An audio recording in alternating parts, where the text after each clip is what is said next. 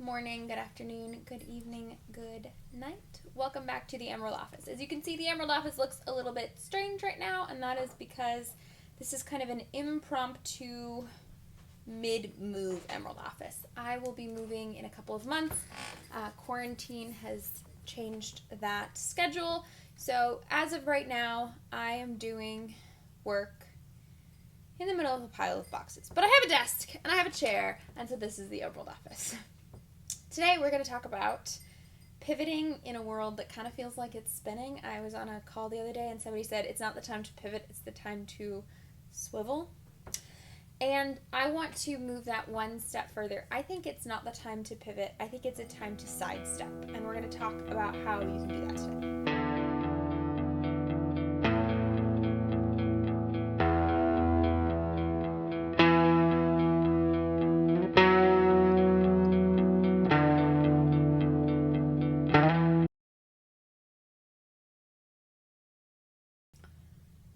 The first thing that I want to make sure that we're all very clear on is that we're not looking for short-term solutions anymore. When quarantine first started, when COVID kind of reared its ugly head, we all came up with ways to duct tape together our businesses so that we could survive for what felt like a finite period of, first it was 2 weeks, then it was 2 months, and now it feels like we're kind of coming out of that. But the reality is that we're not snapping things back to the way that they were. We're headed into a new way of doing things. And so it's very important that we all start to find concrete strategies and new ways of doing business and sidestep into a way of doing business that's going to fit with the way things are right now and the things that are going to continue to be kind of weird for a long time. And when I say a long time, I don't think that we'll return to anything similar to the way things used to be for around 2 years. I think it's going to take 2 years for people's expectations and fears and the economy to kind of right itself. And so we all need to be finding a way to do our business that fits with that and that is sustainable. That is not a duct tape together solution. This is something we can do for a long time moving forward. Assuming that the worst is going to happen, assuming that things are not going to go back to normal, is far more helpful to you than being optimistic about, we're going to be back to normal in a couple of weeks. Things are going to be back to normal immediately. There are some things that are going to feel like they've gone back to normal. I'm getting a haircut tomorrow. I'm so psyched about it. But the reality is people's buying habits, people's travel habits, how much they go out of their house in general is shifted, and it is going to continue to be shifted.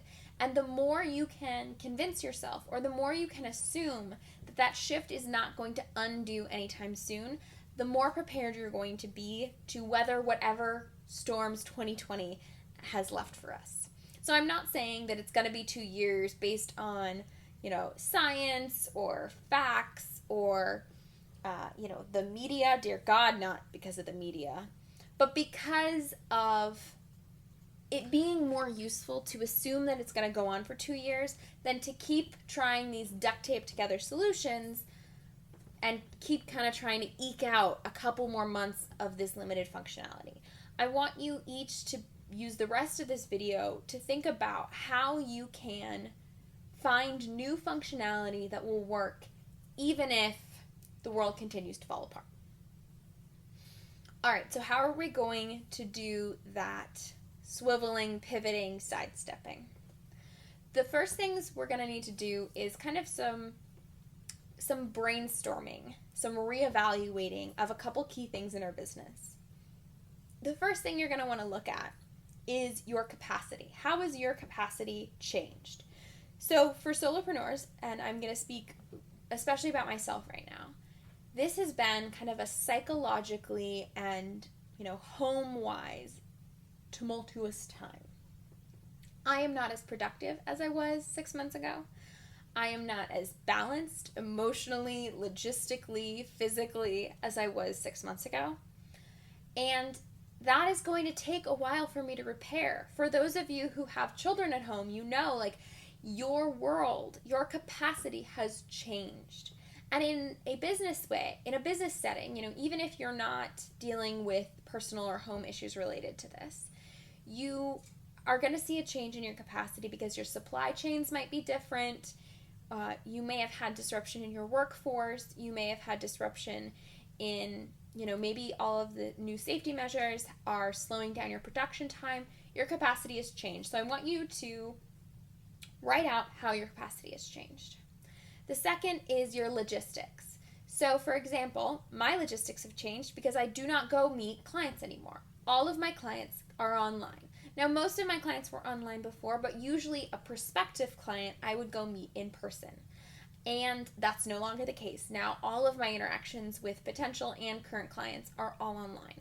So that's a change in my logistics. Just like a lot of restaurants move to a delivery model, that's a change in logistics. Look at how you find your customers, how you interact with your customers, how your customers receive your products, and how are the logistics going to have to change if we remain in a different state of the world for an extended period of time.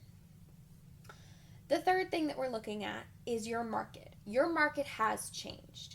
And that could mean two things. First of all, it could mean that your target market has a slightly different set of needs that you need to be fulfilling. Or it could mean that because of the shift in the world, your market is an entirely new group of people. What you are doing needs to line up with what people need.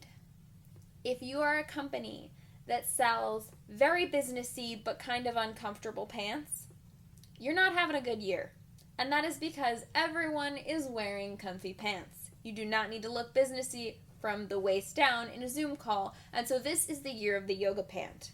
You need to find a new way of creating your product if you want the same people to buy it, or you need to find a new group of people who need that product if you aren't going to change your product. Look at your market. What are they dealing with right now? What are they thinking? What are they feeling? What are they worried about? Everyone's buying habits have changed in this experience. I know, for example, I'll use my brother. My brother has bought a lot more cooking stuff because he and his girlfriend are learning how to cook more. So that is not his normal buying behavior, but because he's quarantined, that is something that he's doing. And that will continue to be a theme even as things start to open up because he lives in a highly populated area that's not going to open up for a while longer. So take a look at your market, what they need, and how can you be re-looking at how you serve that market, and how can you be serving a new market? How can you be changing up the way you deliver your product, what you deliver as your product, and who you deliver it to? So when you're looking at all of these factors, your capacity, your logistics, your old market, and if there's a potential for a new market, those are where you're going to be finding those side steps. Those are the ways that you're going to see, okay, if I shift the logistics of how I deliver this product, that's going to match up with my new capacity. If I look at increasing my capacity so that I can meet the needs of a new market, what would that look like? My current market I'm really connected to, I'm really passionate about. How can I shift what I'm offering so that they can be best served? If you need help with any of this, this is one of those things that I highly recommend, the individual one-on-one interaction of working with a coach. I hate to turn this into a commercial, but the reality is I had to talk to somebody else and just as a brainstorming partner to work my way through this because this is a very in-your-head type of time. And so I encourage you to reach out to somebody, and I hope that that somebody is me. Thank you for joining. Thank you for joining me is a weird way to end this. Good luck out there. Don't die.